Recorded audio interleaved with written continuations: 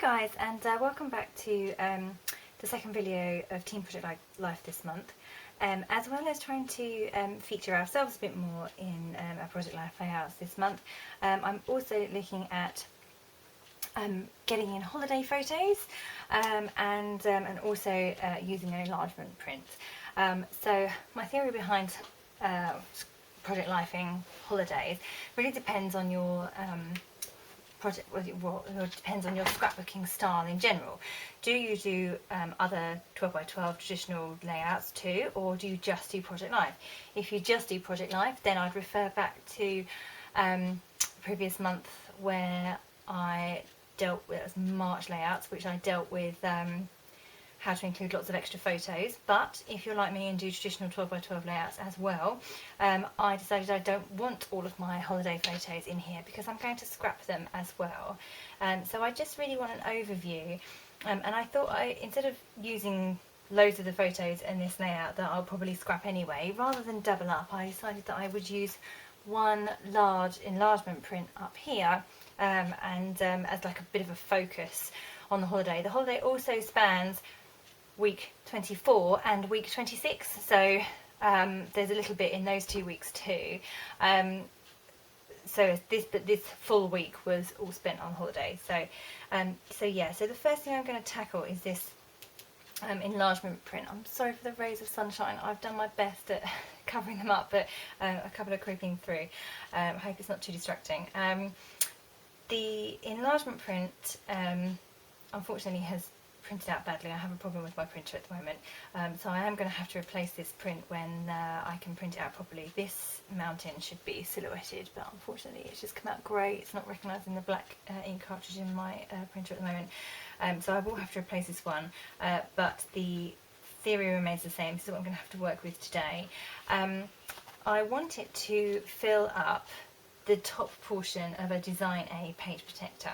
That measures 8 by 12. So I also have a photo mount that I have, just a piece of white card that I have cut to 8 by 12. The reason I've done that is because this photo is printed at A4. I can't print any larger than A4, which, as you all probably know, is slightly smaller than 12 inches. So it's like 8 1/4 by 11 3/4 ish.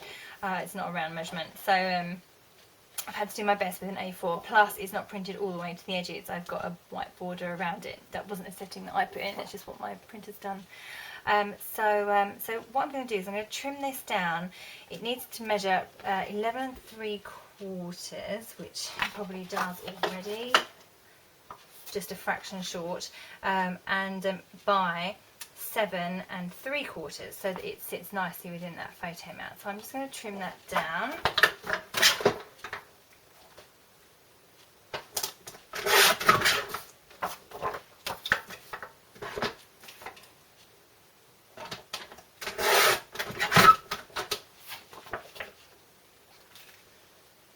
So now it fits nicely within that photo mat. I appreciate that I still have these annoying white borders on either side, but I'm going to have to live with it because it's just not quite wide enough. You probably can't see it very well on the camera, but it's noticeable on here. So I'm going to just stick that down.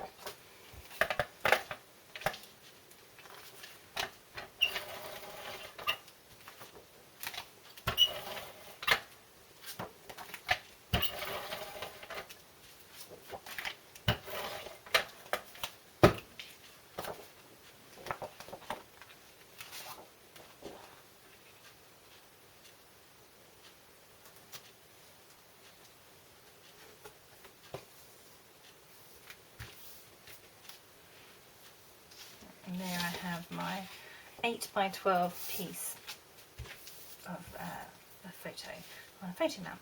So I'm going to replace this photo because, as I say, the problem with my printer. But if I hadn't been replacing it, I would have put adhesive all over the back. And the reason for that is we're now going to cut it up. So it needs to be in those portions. So 2 6 by 12s at the top, and then 4 3 by 4 panels at the bottom of our photo. So the first thing I'm going to do, it measures 8 inches that way, and I'm going to cut it in half. So I've got 2 pieces that are 4 each.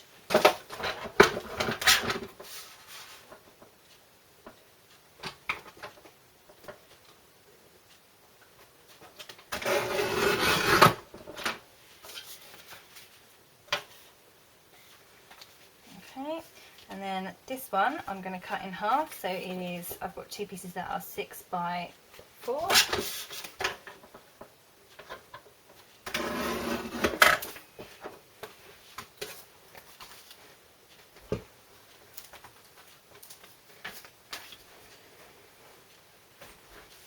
And this one I'm going to cut into 4 3 by 4s.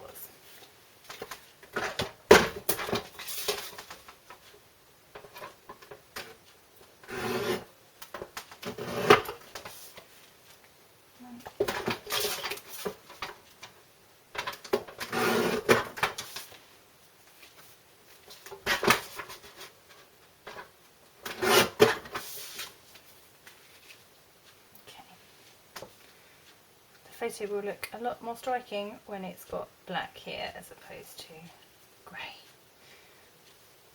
Okay, so that's my way of getting an enlargement print in.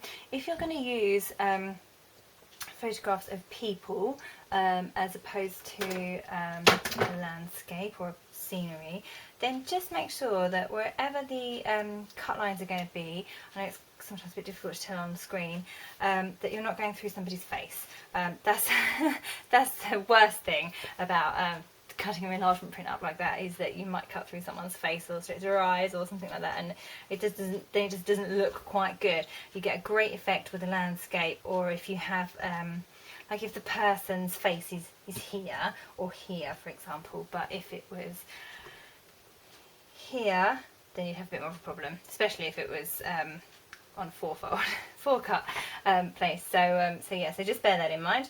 Okay, so now that I've got that in my album, or in this layout for the week, I'm going to work on the rest of the layout. So all I've done so far is pick out my photos. I specifically wanted 2 large filler cards here because I've got such a large photo up here. I kind of figured it needed to be balanced out with some embellishment and some journaling. I've also got, you know, this side of the page is also pretty photo heavy, so I haven't got a huge amount of room for other things. I've done my week 25 card already. I just need to write the date in there, but apart from picking out my photos, I've just picked out my 2 filler cards and my little 3x4 journaling card there. So I'm now going to start some embellishing. I've already cut out a few printable bits.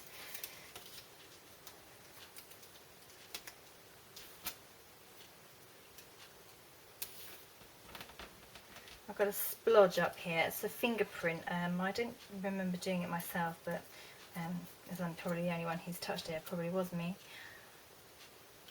So I'm going to need to put something there to cover that splodge up, and then I'll be able to see it on tape.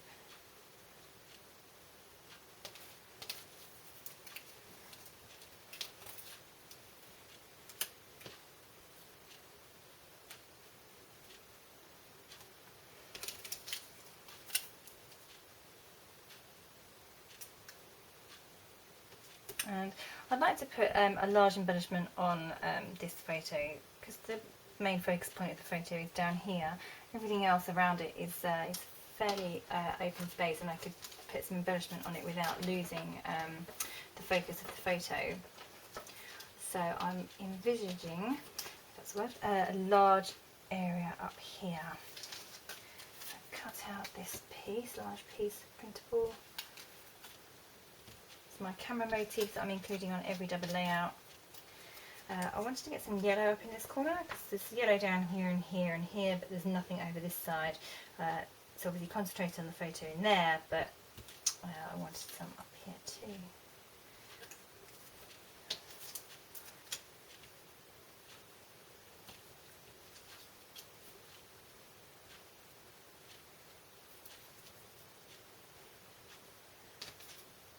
I'm going to have a fiddle around with those bits, they're not quite right at the moment.